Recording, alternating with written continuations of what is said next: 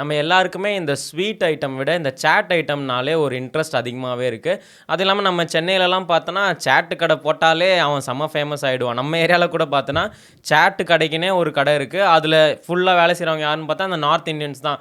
ஆனால் கூட்டம் யாருன்னு பார்த்தா நம்ம ஆளுங்க தான் போயிட்டு பையா சமோசா வை, பானிபூரி வை அப்படின்னு கேட்டே இருக்காங்க. அதே மாதிரி நார்த் இந்தியாவில் பார்த்தோன்னா ஒரு பானிபூரி கார் வந்து ஒரு சப்ஸ்கிரிப்ஷன் பிளான் ஒன்று கொடுத்துருக்காரு. அது வந்து டோட்டல் இந்தியாவே செம்ம வைரல் ஆயிடுச்சு. அதை பற்றி பார்ப்போம். ஸோ அதுக்கு முன்னாடி வந்து பானிபூரி எப்படி கண்டுபிடிச்சாங்கன்னு பார்ப்போம். எல்லா டிஷ் பின்னாடியும் ஒரு ஹிஸ்ட்ரின்னு ஒன்று சொல்லுவாங்க. இந்த பிரியாணி கூட எப்படி வந்ததுன்னா, முகல் எம்பையர் வந்து டக்குன்னு எனக்கு ஒன்று சமைச்சு கொடுன்னொடனே போட்டு எல்லாம் மிக்ஸ் பண்ணி கொடுத்தோடனே இது நல்லா இருக்குது அப்படின்ற மாதிரி நிறைய கதை இருக்குது. அதே மாதிரி பானிபூரிக்கும் பார்த்தோன்னா ஒரு பின்னாடி ஒரு கதை சொல்கிறாங்க. அது எந்த அளவுக்கு உண்மைன்னு தெரில. இந்த பானிபூரி எங்கே ஆரிஜினேட் ஆகிருக்குன்னா இந்த மகாபாரதம்னு சொல்கிறாங்க. இந்த மகாபாரதத்தில் தெரியும் இந்த திரௌபதி, இந்த 5 பாண்டவர்களோட பொண்டாட்டி திரௌபதி வந்து முறையாக அவங்க வீட்டுக்கு வராங்களாம், மாப்பிள்ளை வீட்டுக்கு வராங்களாம். அவங்க முதல் வாட்டி வீட்டுக்கு வரும்போது இவங்க வந்து ஒரு சின்ன டாஸ்க் மாதிரி கொடுக்குறாங்களாம். நீ எப்படி எங்கள் வீட்டில் சர்வை பண்ணுற அப்படின்னு பார்த்தா கொஞ்சம் வீட்டில் வந்து கொஞ்சோண்டு காய்கறி, கொஞ்சம் கோதுமை மாவு அந்த மாதிரிலாம் இருக்கான். நீ இதை வச்சு வந்து இப்போ எங்கள் எல்லாருக்கும் நீ வந்து வயிறை வந்து ஃபுல் பண்ணணும் அப்படின்ற மாதிரி சொல்கிறாங்களாம். உடனே இவங்க ஆஹா என்ன பண்ணுறதுன்னு தெரியாமல் டக்குன்னு போயிட்டு சின்ன டிஷ் மாதிரி பண்ணுறாங்க. பூரி தான் பண்ணுறாங்க, ஆனால் கொஞ்சம் சின்ன சைஸாக பண்ணாங்களாம். பண்ணி இந்த ரசம் மாதிரி இந்த பானியில் இந்த நம்ம பானி ஊற்றுவோமே அந்த மாதிரி ரசம்லாம் கொடுத்துருக்காங்களாம். அதை சாப்பிட்டு அவங்களுக்கு ஓகே சாட்டிஸ்ஃபை ஆனாங்களாம். ஸோ அந்த மாதிரின்னு சொல்கிறாங்க. ஆனால் இது எந்த அளவுக்கு உண்மைன்னு எனக்கு தெரியல.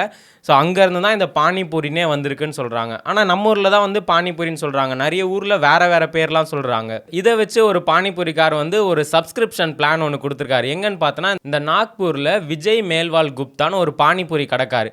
அவர் வந்து ஒரு பிளான் ஒன்று கொண்டு வராரு. இந்த மாதிரி என் கடைக்கு வந்து நிறைய பேர் பானிபூரி சாப்பிட வருவாங்க.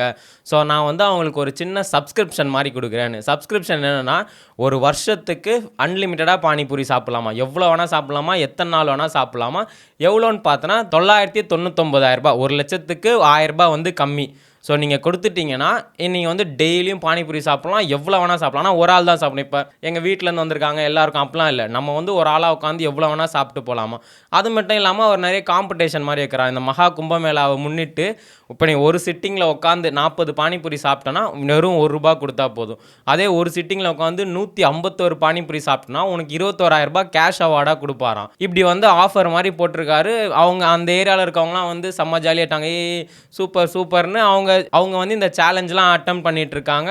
அதை விட என்ன இன்ட்ரெஸ்டிங்னா 2 பேர் இந்த சப்ஸ்கிரிப்ஷன் சொன்னேன் இந்த 999,000 அதை வந்து 2 பேர் அவைல் பண்ணியிருக்காங்களாம்.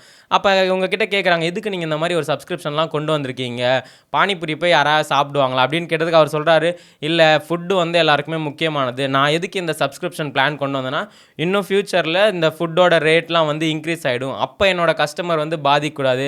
ஏன்னா நான் ப்ரைஸை ஏற்றிடும். அப்போ வந்து என்ன சார் ப்ரைஸ் ஏற்றிட்டீங்க அப்படின்னு சொல்கிறாங்க.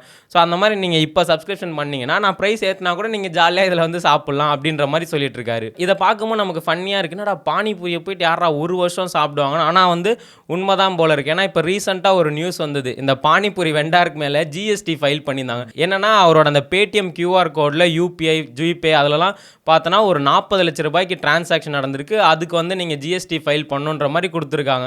அது என்னமோ உண்மைதான் போல இருக்கு. ஏன்னா நம்ம இந்த ரோட்லலாம் பார்ப்போம், அவங்களாம் பார்த்தோன்னா நான் டம்மியாக இருப்பாங்க. நம்ம பயான்னு கிண்டல் பண்ணோம். எவ்வளோ பையா ஒரு நாளைக்கு சம்பளம்னு கேட்டால் எனக்கு என்ன சார் ஒரு 300லேருந்து 400 வரும்.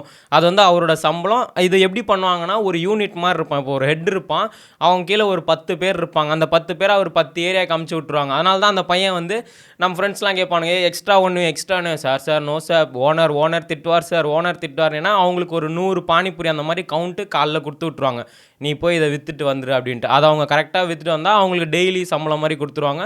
அதோட ஓனர் பார்த்தோன்னா ஒரு பெரிய ஆளாக இருப்பாங்க. இந்த மாதிரி ரோட்டில் இருக்கவங்க தான் இப்போ வந்து பயங்கரமாக சம்பாதிச்சிட்டு இருக்காங்க. அதே மாதிரி பார்த்தோன்னா இந்த ஃபுட்டுன்றது ஒரு பயங்கர எமோஷனாக வந்து இப்போ ஒரு மாதிரி காமிச்சிட்டு இருக்காங்களோ அப்படின்ற மாதிரி ஒரு ஃபீல் ஆகுது. முன்னாடிலாம் சாப்பாடுன்னு பார்த்தா ஒரு 3 வேளை சாப்பிடுவோம், அதுக்கப்புறம்லாம் வந்து சாப்பிடக்கூடாது ஜீரணம் ஆகுது அப்படின்வாங்க. ஆனால் இப்போ பார்த்தோன்னா ஒரு எமர்ஜென்சிக்கு ஒன்றுமே கிடைக்காது. அதே நீ சாப்பாடு போறியா, உனக்கு என்ன வேணும், பிரியாணி வேணுமா, நமக்கு நினைப்போம். முன்னாடிலாம் வந்து காலையில் போனோன்னா டிஃபன் மட்டும்தான் கிடைக்கும். மத்தியானம் வந்து சார் தோசை இருக்கா, ஐயோ தோசைலாம் காலைல மட்டும்தானே, இப்போ ரைஸு மீல்ஸு தான் இருக்குது அப்படின்வானுங்க.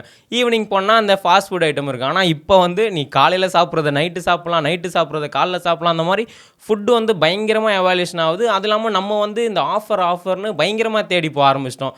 இப்போ ஒருத்தர் கடை திறக்கிறாருன்னா கண்டிப்பாக ஒரு ஆஃபர் விடுவார். ஒரு பிரியாணி வாங்கினா ஒரு பிரியாணி ஃப்ரீ. அதுதான் அவங்களோட ஓப்பனிங் ஆஃபராகவே இருக்கும். அதை பார்த்து கூட்டமும் ஓடிட்டு இருக்கும். இதை வந்து நம்ம எங்கேயுமே தவிர்க்க முடியாது போலுக்கு. இப்போ ரீசெண்டாக என்ன இருக்குன்னா, இந்த கலிஃபோர்னியா பொரிட்டோ வந்து இந்தியாவிலேயே அவங்க 100வது கடையை வந்து ஓப்பன் பண்ணியிருக்காங்களாம் அந்த 15ஆம் தேதி. அதுக்கு ஒரு ஆஃபர் விட்டுருக்காங்க. என்னன்னா, கலிஃபோர்னியா பொரிட்டோவில் எது வாங்கினாலும் 100 ரூபான்னு. அதோட ரேட்டே அதிகமாக இருக்கும். ஸோ நீ எதாவது ஒரு ஐட்டம் வாங்கினா 100 ரூபா. ஸோ அதுக்கு கூட்டம் பார்த்தா நிற்கிறாங்க. இந்த கத்திப்பாரா கீழே ஒரு கலிஃபோர்னியா பொரிட்டோ இருக்குது. அதில் பார்த்தா லைன் அப்படியே நிற்கிறாங்கட்டு, இவ்வளோ பேராடா பொரிட்டோ சாப்பிட்டு நிற்கிறீங்க, அதுவும் 100 ரூபான்னு ஒன்னே எல்லாம் கிளம்பி வந்து நிறுறாங்க போல இருக்கு. அது என்னமோ உண்மைதான் நினைக்கிறேன். இப்போ நைட்டில் சாப்பிட்றதெல்லாம் ரொம்ப கேஷுவலாக ஆயிடுச்சு.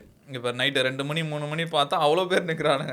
என்னடா பண்ணுறீங்க நீங்கள் அப்படின்ற மாதிரி இருக்குது. அதே மாதிரி முன்னாடிலாம் பார்த்தோன்னா நம்ம ரோட்டு கடையெல்லாம் கொஞ்சம் எஸ்டேட் பண்ணுவோம். இங்கே எப்படா சாப்பிட்றது மண்ணாக இருக்கு. ஆனால் இப்போ பார்த்தோன்னா ரோட்டு கடை தான் மவுஸே. அதுவும் இல்லாமல் இந்த இன்ஃப்ளூயன்சர்ஸோட தொல்லை தான் இப்போ அதிகமாக இருக்குது. காய்ஸ் இப்போ பார்த்தீங்கன்னா சென்னையிலே பெஸ்ட்டாக சாப்பிட்னா இங்கே வாங்க அங்கே வாங்கன்ட்டு எல்லா கடையும் வந்து ப்ரொமோட் பண்ணி விட்டுறானுங்க. அங்கே வந்து கூட்டம் அலமோது நல்லா இருக்கோ இல்லையோ அந்த கடையில் போய் ஒரு வாட்டி சாப்பிட்டுணுண்டா அப்படின்னு வந்துடுறானுங்க. இப்போ நிறைய ரோட்டு கடையோட பேரே பார்த்தோன்னு வச்சுக்கோங்க, யூடியூப்னு போட்டு அவங்க சுந்தரி அக்கா கடை, விமலா அக்கா இதெல்லாம் யாருன்னே தெரியல அப்படின்னு பார்த்தா அவங்க யூடியூப்னு போட்டு சைடில் போடுறாங்க. பக்கத்தில் யூடியூப் சேனல்லாம் போட்டிருக்காங்க. வந்து சாப்பிட்றவங்களாம் சப்ஸ்கிரைப் பண்ணுங்க அப்படின்ற மாதிரிலாம் போட்டுட்டு இருக்காங்க. நான் அப்படி தான் ரீசெண்டாக காமிகான் போயிருந்தேன். அங்கே நிறைய பேர் காஸ்ப்ளே பண்ணுறதுக்காக கெட்டப்லாம் போட்டு வந்திருந்தாங்க. ஒரு பொண்ணு வந்து செம்ம அழகாக இருந்தது.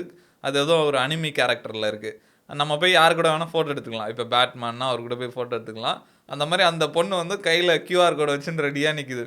நம்ம போய் ஒரு ஃபோட்டோ எடுத்தால் ஒரு ஃபாலோ, அந்த மாதிரி வரவும் போகிறோம்ல ஃபோட்டோ எடுத்துகிட்டு ஒரு ஃபாலோ கொடுத்துட்டு போயிடுறோம். அந்த மாதிரி பயங்கரமாக இறங்கிட்டானுங்க சோஷியல் மீடியாவில். ஸோ எல்லாருமே இப்போ வந்து அவங்களோட பிஸ்னஸை எப்படி டெவலப் பண்ணணும், அவங்க எப்படி இன்னோவேஷனாக பண்ணி மக்களை புல் பண்ணணும்னு மட்டும்தான் இருக்காங்க தவிர யாருமே வந்து கான்ஷியஸாக இல்லை. இப்போ முன்னாடிலாம் வந்து சமைக்கும் போதே அவங்க அவ்வளோ சேஃப்டியாக இருக்கும், இப்படி பண்ணி இவங்களுக்கு கொடுக்கணும், ஏன்னா ஃபீட்பேக் எதாவது கொடுத்தாலே. இப்போ அப்படிலாம் இல்லை, போட்டு ரோட்டில் கடை போடுறது, அந்த இடத்துல நம்மளை சாப்பிடவே முடியாது. ஆனால் அப்போ கூட கடையை போட்டு ஆம்லேட் போட்டு அப்படி இப்படின்னு பண்ணிட்டு இருக்காங்க. ஸோ நம்ம தான் வந்து ஹெல்த் கான்ஷியஸாக ஐயோ இதெல்லாம் சாப்பிட வேணாம், இந்த டைமுக்கு இதை சாப்பிட வேணாம், சாப்பிடணும்னு ஆசையாக இருந்தால் கூட ஒரு முன்னாடியே சாப்பிட்றது, அந்த மாதிரி நம்ம தான் நம்ம உடம்பை பார்த்துக்கணும். இல்லைனா ஆஃபர்னு போயிட்டு அப்புறம் ஹாஸ்பிட்டலில் தான் அட்மிட் ஆகிற மாதிரி ஆகிடும்.